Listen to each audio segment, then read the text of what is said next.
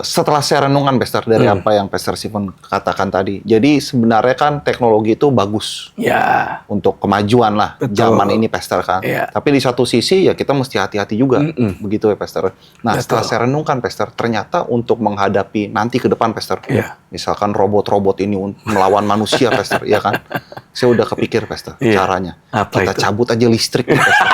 Ya kan, Pastor? Haleluya.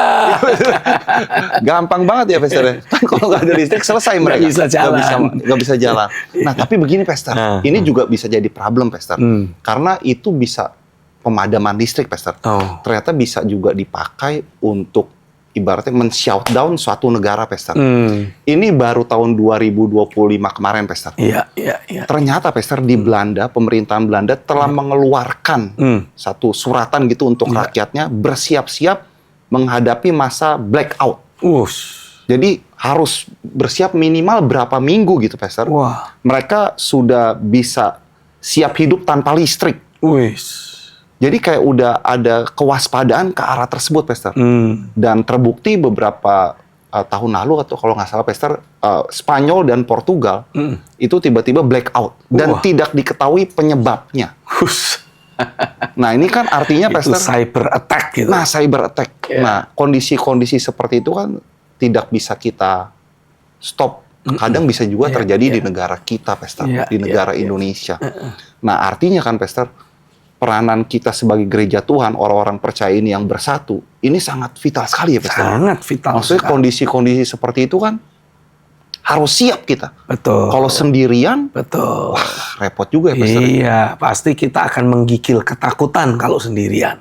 Tapi kalau bersama-sama, kita bisa saling menguatkan, kita bisa saling meng-encourage. Ya, nggak apa-apa, nggak usah takut.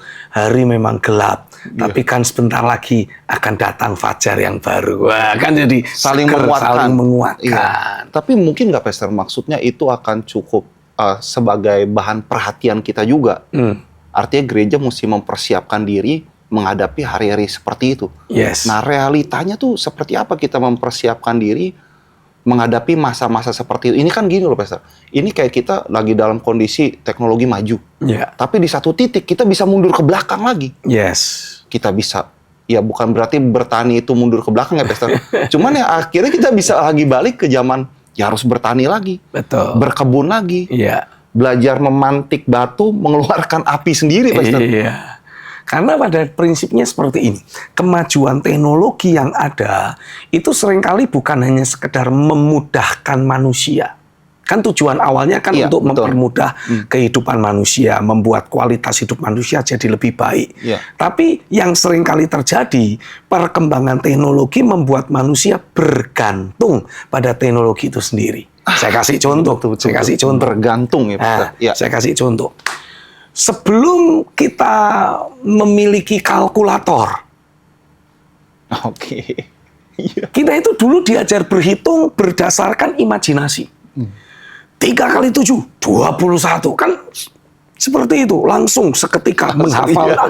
Otak kita itu dilatih untuk bisa memiliki daya ingat dan kemampuan berhitung yang, apa istilahnya, dengan hitungan detik, langsung keluar angkanya. Nalarnya cepat, logikanya tajam. Nah, coba perhatiin anak-anak di era zaman sekarang.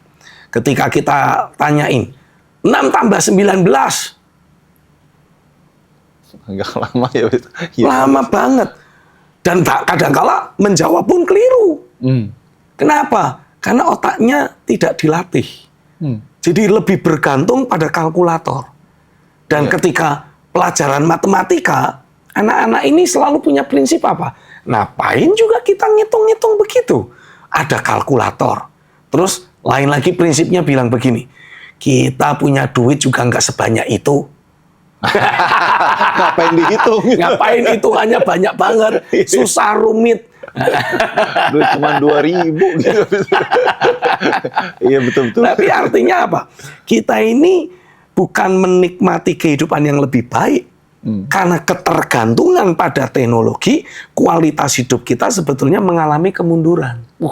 Itu dalam banget itu, Pastor. Iya, Dulu Iya. belum ada AC, atau kalaupun sudah ada AC, kita nggak punya duit untuk beli AC. Iya. Apa yang terjadi? Tetap aja tuh tiap malam kita tidur bisa ngorok, enak, walaupun panas udaranya, hawanya pengap. Tapi ya tetap aja itu krok, krok. Nah coba kalau zaman sekarang, sudah kebiasaan pakai AC. Begitu AC-nya mati, kita nggak bisa tidur. Iya, betul. Itu betul. Itu saya setuju, Pastor. Itu menjadi sebuah tanda bahwa kita mengalami kemunduran kualitas. Gara-gara ketergantungan Gara-gara ketergantungan itu. Belum lagi kalau kita, ya ini aspeknya banyak. Ya, banyak. Betul. Dulu kita nggak punya apa-apa. Mau pergi ke sana, mau pergi ke sini, kita harus jalan kaki panjang. Tapi kan jadi sehat. Jadi sehat. Iya. Nah ini setelah kita semakin diberkati, mau ke rumah tetangga mau beli permen aja, naiknya motor, apa yang terjadi? Kurang gerak, akhirnya penyakitan. Luar biasa, ketergantungan ya, Pastor. Iya. Sama ini juga, Pastor. Zaman dulu, Pastor, kemampuan orang ngebatin itu juga kuat, Pastor. Yes. Contoh, Pastor, saya pergi keluar nih, dulu anak kecil, kita main kemana?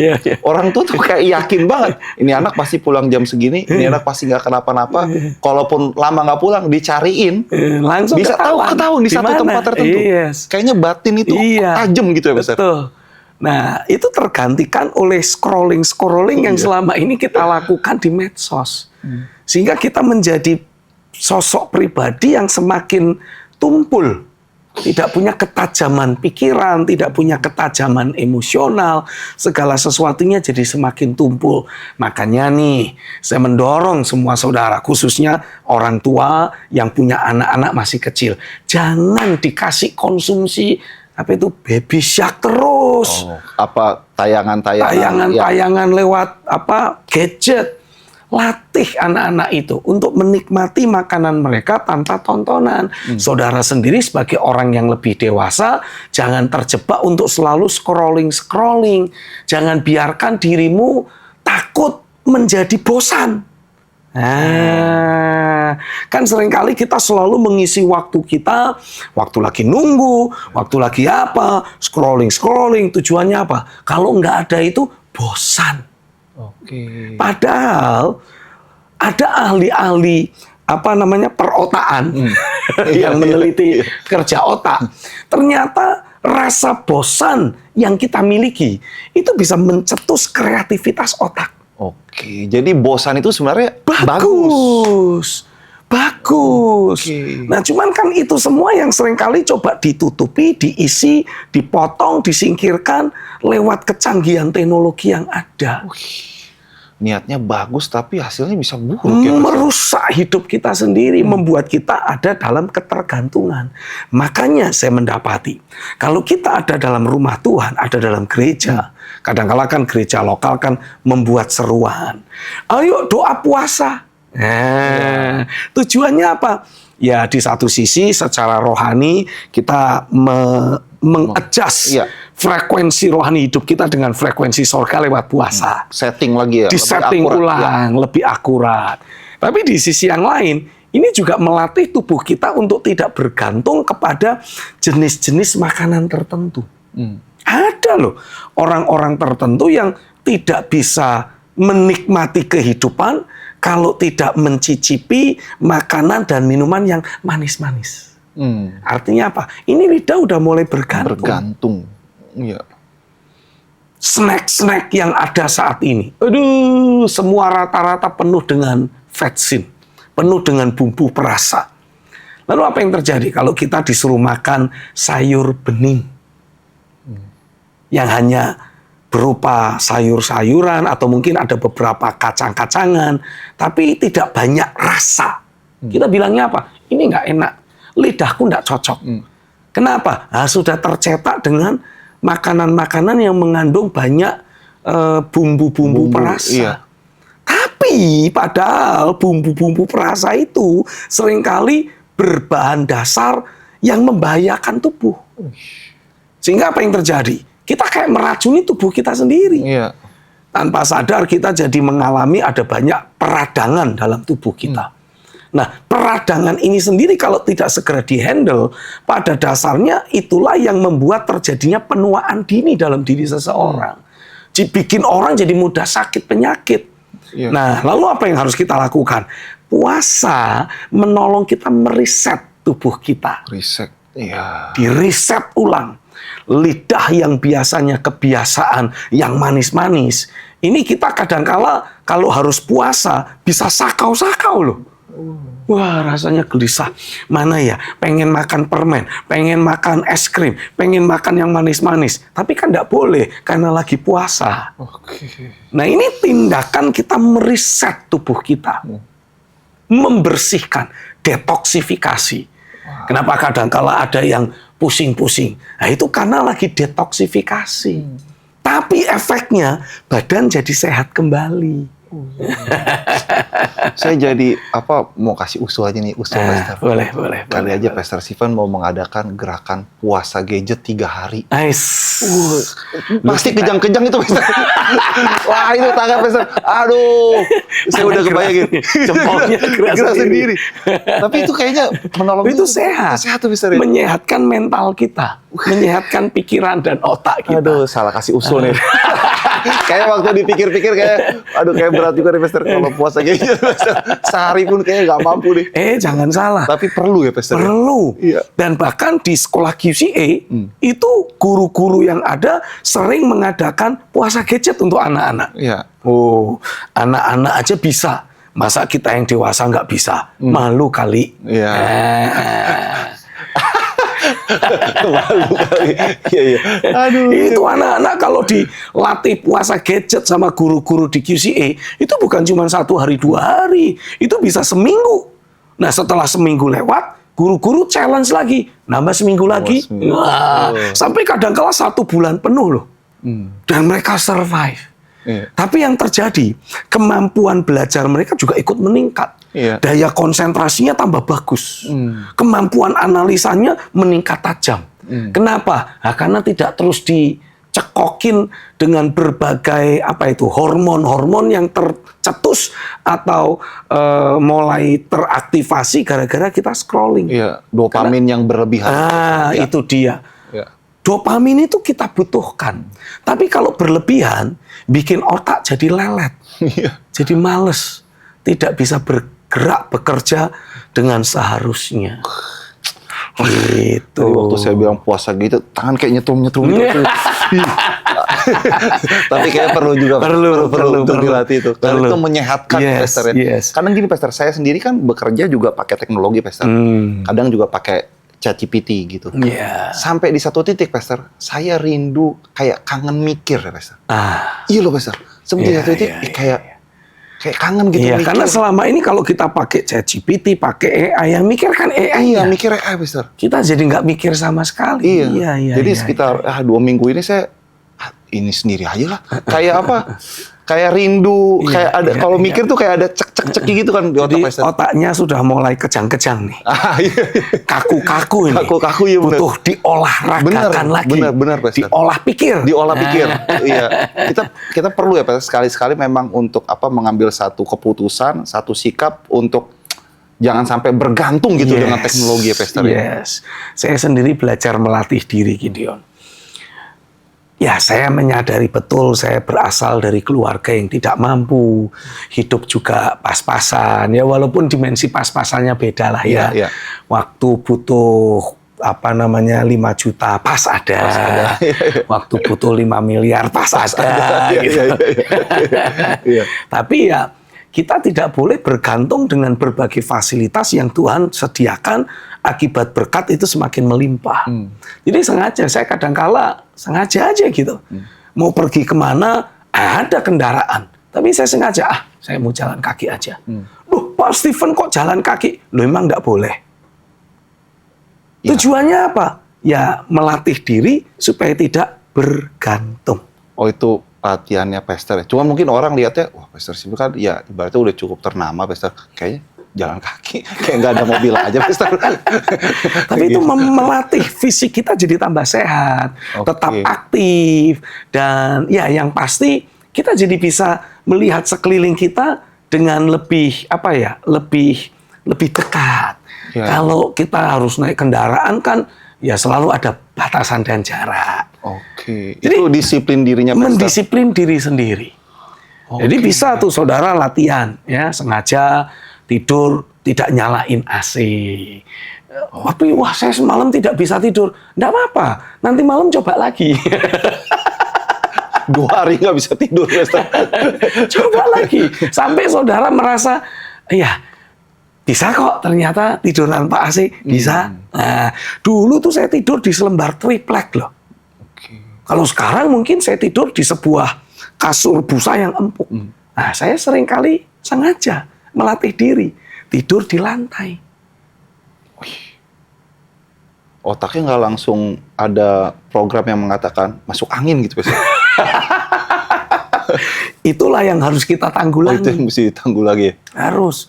Kalau dulu tidur beralaskan triplek, beralaskan tikar, rasanya bangun seger-seger aja. Masa sekarang tidur tanpa kasur, wah badan semua sakit. Apa yang salah? Yang salah adalah mindset kita. Iya. Waktu dulu sih, Pastor, waktu saya remaja gitu pasti kuat sih, Pastor. Tapi waktu udah mulai apa mungkin karena usia, Pastor. Faktor umur. Anginnya tuh udah bisa lebih meresap ke tubuh gitu, Pastor.